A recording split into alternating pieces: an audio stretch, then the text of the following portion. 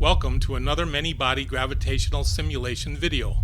In keeping with my recent studies of MOND gravitation, today's video will compare and contrast the differences between Newtonian gravity and MOND for a collision between two groups of stars.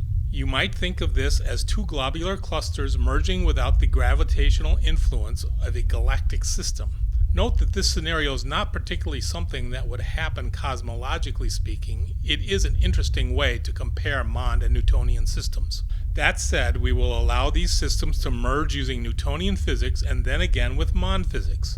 For these simulations, I will create two groups of stars. Each group will have 2,500 stars, and each star has a mass of 1 solar mass. The stellar group will be distributed with a spherical Gaussian profile with a scaling radius of 20 parsecs. Velocities of particles are on average directed perpendicular to the particle radius vector. Speeds are based on Newtonian circular orbits but corrected to have eccentricities of 0.2. Note that the MOND speeds are the same as Newtonian but are corrected using the inverse interpolation function as noted in the endnotes. Before creating the described collisions, let's get some preliminaries out of the way so that there is a background for understanding the collision. In this segment, I will talk about the composition and evolution of a single group of stars for both the Newtonian and MOND simulations. Feel free to jump ahead to the good stuff if you like. First, here is depicted an example of a single distribution of 2,500 stars in a spherical Gaussian profile. Note the initial density of the profile's interior is more than 4 orders of magnitude smaller than the particle density. A sphere of radius equal to the virial radius would have a density of 7.4 times 10 to the minus 2 solar masses per cubic parsec. Let's let this system evolve over time using Newtonian physics. Note that the system collapses initially and then comes to an equilibrium state fairly quickly. The density profile after 400 million years of time is shown here. Note that this system would need significantly longer to evolve, but this time period was chosen to represent the density profile at the time of our future collision. Shown here is the phase-space plot, and it is characteristic of this sort of simulation. It shows that there is structure here that will smooth out if the simulation were to evolve longer. Let's examine the evolution of the energy characteristics for this simulation. Also, the total energy is presented, which is just the sum of the kinetic and potential energies at each time. After the initial system collapse and transition, this system evolves to a stable equilibrium as required by the virial theorem. The absolute unchanging energy over the simulation demonstrates energy conservation of Newtonian physics, and of course, my simulation. If we add in the virial condition that 2 times the total kinetic energy divided by the total potential energy is equal to -1, note that this is 1 in the plot as I use the absolute value of the virial quantity, then we see that this virial relation holds as expected. At this time I will introduce the concept of the virial radius. One such definition is given in the plot window. This is a convenient quantity, easy to compute but time-consuming for large systems, and it is independent of choice of coordinate systems and, more importantly, whether or not there is group motion. An important time measure for these systems is the collapse time, which I define for my purposes as the time from the maximum to minimum virial radius.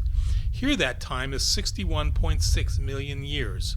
The average final virial radius is 21.13 plus or minus 0.11 parsecs.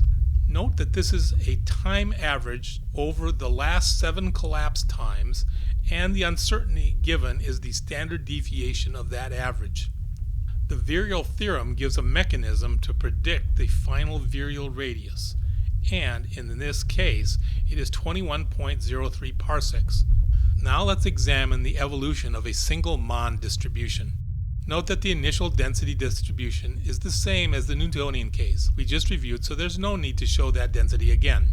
The Newtonian and MOND cases are directly comparable since the image rate on the screen has the same real time between images in each case. Because of this, we notice immediately that the speed of the particles is much higher. The system appears to modulate a bit more than the Newtonian case. Note that we will see in upcoming studies that these systems will vibrate significantly over time and slowly dampen out to a steady state equilibrium. Here I show the final density of the MOND simulation, and it is flatter in the core region and has a maximum density nearly 10 times smaller than the Newtonian simulation. Note too that the interior density is not much higher than the initial density profile. The phase space plot shows much higher speeds, roughly 3.7 times higher on average than the Newtonian case. The collapse trajectories of particles zigzagging across the plot at large distance out is an indication of more mixing that will be required to reach the final equilibrium. Note that this plot is shown at an elapsed time of 120 million years, which will be its final configuration before it will collide in the upcoming sequence. A virial can be computed for MOND systems, but I will not discuss that in this video. The MOND system's virial radius can be computed for this simulation in the same way as the Newtonian simulation, since the computational method is agnostic to simulation physics. The system collapse time is 14.4 million years, which is 4.3 times shorter than the Newtonian case. The MOND system does not collapse as deeply, you'll notice. However, it rebounds to a larger radius of 24 parsecs, more than the Newtonian simulation, which is just over 22 parsecs. The average final virial radius is 23.09 plus or minus 0.07 parsecs. Note that this is again the time average over the last 7 collapse times, and the uncertainty given is the standard deviation of that average.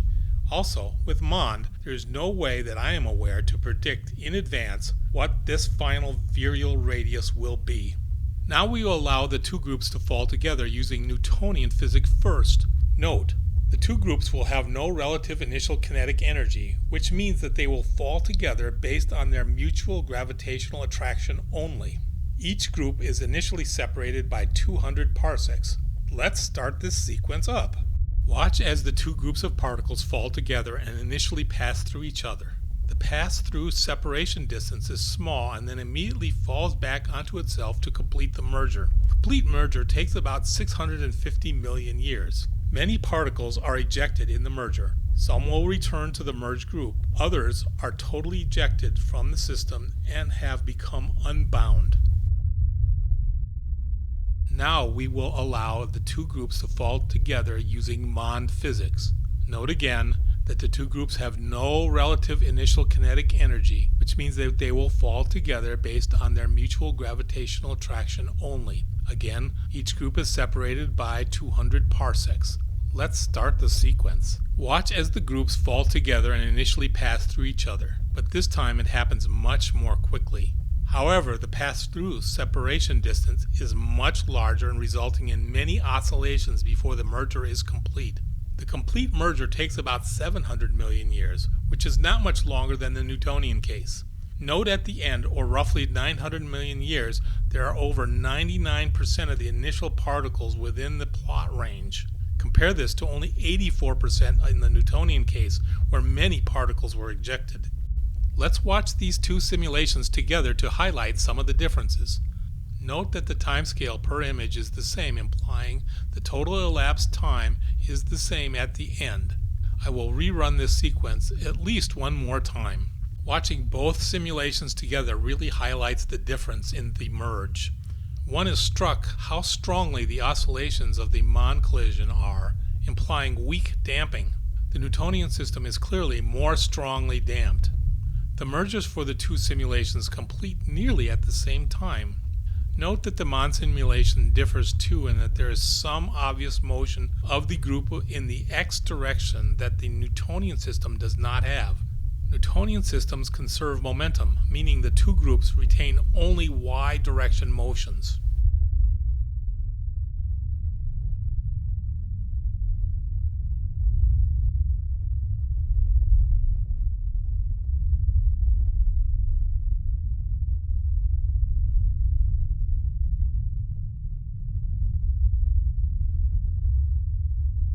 Let's look at some of the properties of these two simulations after the merger, first starting with the Newtonian simulation. The data presented here for both simulations is after an elapsed time of 900 million years. First, we see the final density profile for the Newtonian simulation. There is a steep drop-off beyond the virial radius. One can even make this out in the void in the particle plot on the left. The interior density is about 100 times the initial density of the two groups. It is also about 3 times higher than in the case of the final single group interior density. Also, the interior density is about 1,000 times smaller than the particle density, which means there is good spacing between the particles in the core. The phase space plot shows many particles which may eventually escape the gravitational pull of the merged system. There is a strong elbow at this time period where particles are transitioning from moving away from the core to falling back towards the core. There is also a strong trajectory of particles falling back inward as shown by the green arrows.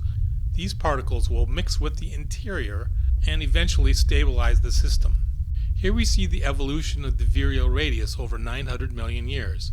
The initial virial radius dip is reminiscent of the single group collapse as it should be, as each group is collapsing at this time. We can even see the rebound from that collapse. The collision rebound and the completed merger happen beyond 550 million years.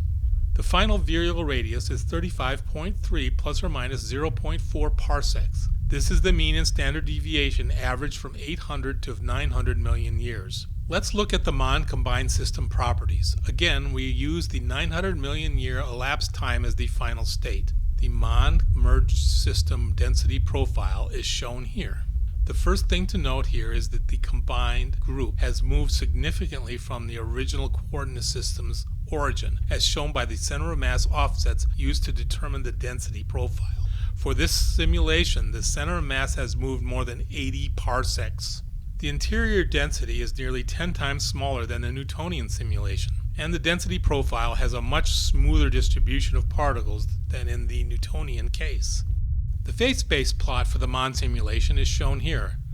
System particle speeds are higher than the Newtonian case, as we already knew. There's no particle elbow seen here, or any obvious infall or outgoing particle trajectories. These trajectories are seen earlier but have become dispersed during the evolution of the combined group. Note that there is only one lonely pair of particles far out beyond the others. I will discuss this later. The virial radius for the MOND simulation exhibits the oscillatory nature that we saw earlier in the video.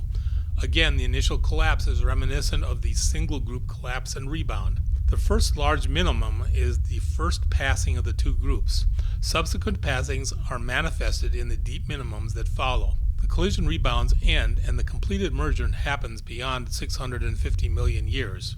The final virial radius is 35.5 plus or minus 0.4 parsecs. This is the mean and standard deviation, again averaged from 800 to 900 million years. Note that this virial radius is nearly the same as the completed Newtonian simulation virial radius. I will finish this video with some discussion and reiteration of some of the important points. First, MOND physics does not allow conservation of momentum or angular momentum. We expect that from the equation modifications required for MOND, and the simulation demonstrates this quality. MOND physics causes particle and group oscillations/vibrations. While we do not have strong evidence for specific particle oscillations, they do play a role in other studied systems depending on the initial energy conditions. The observed oscillations in the MOND merger is the result of high-speed particle pair interactions, implying large angular momentum collisions between those particles, which result in low momentum transfers. The slow momentum transfers are another way to say there is small oscillatory damping. The Newtonian system has higher momentum transfer, hence strong damping. We observed that few particles are ejected from the MOND simulation compared to the Newtonian simulation. Note, other MOND studies show that MOND systems are bound for very high initial kinetic energy configurations. As promised, let's return to discuss the one lonely pair of outlier particles in the MOND phase space diagram. This pair was thrown out of the main sequence and became unbound. This happens when the pair retains the high internal kinetic energy but loses the high MOND corrections as close quarters between the pair have high accelerations, reducing the MOND contributions. Note that this is the opposite of how Newtonian systems can eject particles, where forming a binary pair will kick the third body out of the system. Recall that three bodies or more are generally needed to form a bound pair from an unbound group. That brings me to the end of this video's presentation. Continue watching to view the MOND physics details. At this time, I'd like to talk a little bit about the MOND physics used within my simulation. First, we need to do a quick review of Newtonian gravity and the acceleration of a particle moving in a field of many particles. Here the equation you see is merely just the sum of all the accelerations of two-body accelerations between all the particles. Note that this is a vector sum in three-dimensional space. Here G is a universal gravitational constant, M is a particle mass, and R is a vector in the coordinate system that you're using.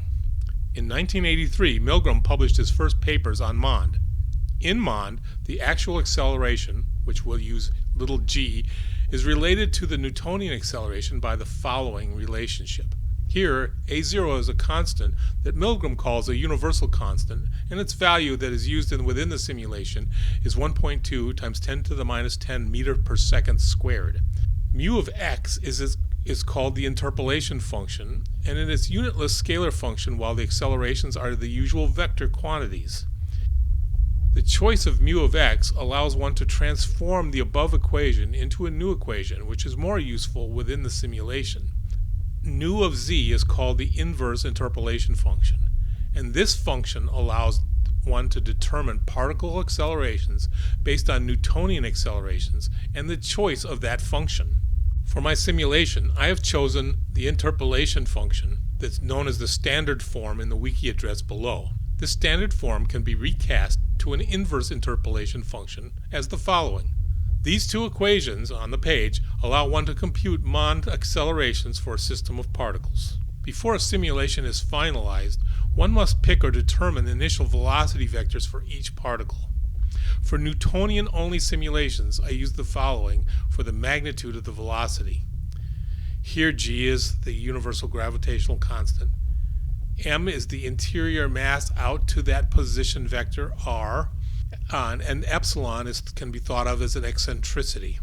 For MOND, Milgram put constraints on the maximum velocity for large r. Here, velocity to the fourth power is a constant and equal to g times the total mass times our acceleration constant, a0. With the above constraint, one can determine an initial particle speed with the MOND constraints. Here, it is identical to the Newtonian case with the addition of the inverse interpolation function evaluated at the initial particle acceleration. The above is used within the simulation to determine particle speeds and reduces to the Milgram constraint equation for large distances. Also note that since this is a speed, the direction of the particle for this simulation were all perpendicular to the radius vector, which ultimately defines our velocity vectors for each particle.